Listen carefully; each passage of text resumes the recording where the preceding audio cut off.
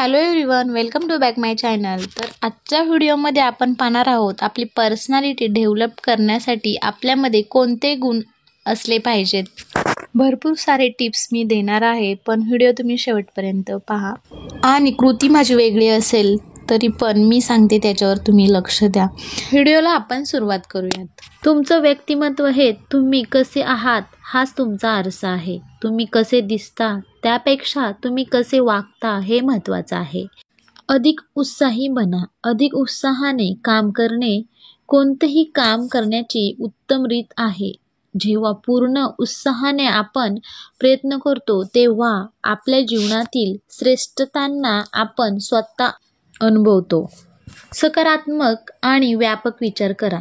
तुम्ही जे विचार करता त्याचा प्रभाव तुमच्या आचरणावर दिसून येत असतो।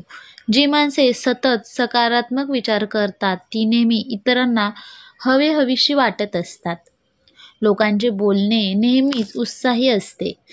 यासाठी स्वतःला सकारात्मक आणि प्रभावी विचारांची सवय लावा। इतरांची कॉपी करण्यापेक्षा स्वतःची स्टाईल कॅरी करा।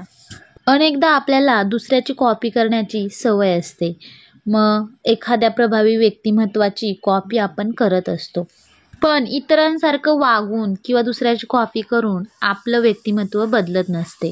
त्यामुळे इतरांची स्टाईल कॉपी करण्यापेक्षा स्वतःची स्टाईल कॅरी करणं खूप महत्त्वाचं आहे। त्यामुळे तुमचे प्रभावी व्यक्तिमत्व निर्माण होते। चांगला पोशाख घाला। आपण ऑफिस, पार्टी किंवा इतर कोणत्याही प्रसंगी कसे पोशाख परिधान करावे यावर लक्ष द्या। प्रसंगानुसार परिधान करा, यात काही शंका नाही की पण चांगले दिसण्याचा प्रयत्न केला तर आपल्या व्यक्तिमत्वामध्ये भर पडते। अपयशाची भीती बाळगू नका।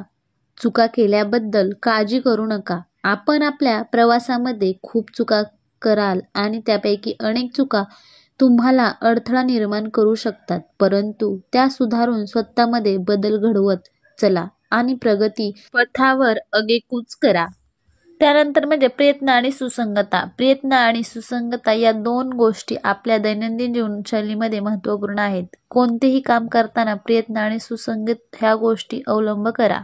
हार मानू नका।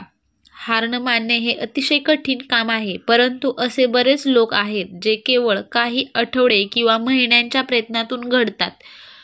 हार न मानण्याची वृत्ती म्हणजेच अर्धी लढाई जिंकण्यासारखंच आहे। त्यानंतर म्हणजे मजेशीर राहा आणि नेहमीच गंभीर होऊ नका।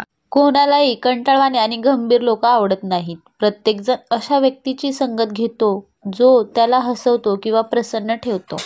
इतरांना हसवण्यासाठी फक्त विनोद मारू नका। संभाषण करीत असताना मजा करण्याचा प्रयत्न करा। इतर लोक नैसर्गिकरित्या आपल्याकडे आकर्षित होतील। तर इथे आपलं व्यक्तिमत्व विकास कसा असावा, आपली पर्सनॅलिटी कशी असावी या काही टिप्स पण तुमच्यासोबत शेअर केल्या। तर इथे बघा, मी तुम्हाला नाईट रुटीन दाखवते। 5 ते रात्री 8-9 पर्यंत माझं जे रुटीन असतं डेली ते तुमच्यासोबत मी शेअर केलेलं आहे। तर इथे बघा, माझा चहा मी ठेवलेला आहे। तर आधी मी झाडून काढते, नंतर फ्रेश होते, मेकअप वगैरे करते, दिवाबत्ती करते, त्यानंतर चहा करते, त्यानंतर स्वयंपाक करते, जेवण करते आणि रात्री नाईट किचन क्लिनिंग पण दाखवलेलं आहे तुमच्यासोबत, मी ते शेअर केलेलं आहे। मस्त हा चहा उकळत आहे बघा, आता मस्त उकळलाय। रिया कुठे खाली खेळते बघते, खाली गेली एकटी।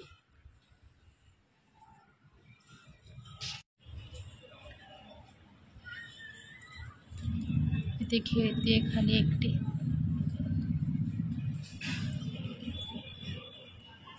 घरात कोण नसेल ना तर पटपट कामं होतात, आणि घरात रिया वगैरे असेल ना तर मला काम करायला खूप वेळ लागतो।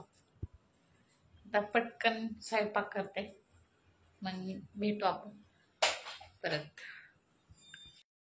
तर इथे माझा बघा स्वयंपाक झालेला आहे। तर भाकरी झाल्या, भात झाला, त्यानंतर कोळंबीचा रस्सा केला। मी कोळंबी आणली होती, रियाला खूप दिवस झालं खायची होती, तर कोळंबी केली। त्यानंतर जेवण वगैरे झालं आणि त्यानंतर मी डायरेक्टली मग किचन क्लिनिंग करताना दाखवलेलं आहे। तर मी रोज किचन क्लिनिंग करून घेत असते। गॅस, ओटा, रात्रीची सगळी भांडी घासल्यामुळे सकाळी उठल्यानंतर किचनमध्ये गेल्यानंतर फ्रेश वाटतं, आणि जर किचनमध्ये असंच कचरा वगैरे असेल तर ते बरोबर पण नाही वाटत आणि नकारात्मक एनर्जी पसरते. त्यामुळे मी रात्री सगळं गॅस क्लीन करते, किचन ओटा क्लीन करते, सगळी भांडी घासते, भाज्या वगैरे काय साफ करायच्या असते त्या साफ करून घेते.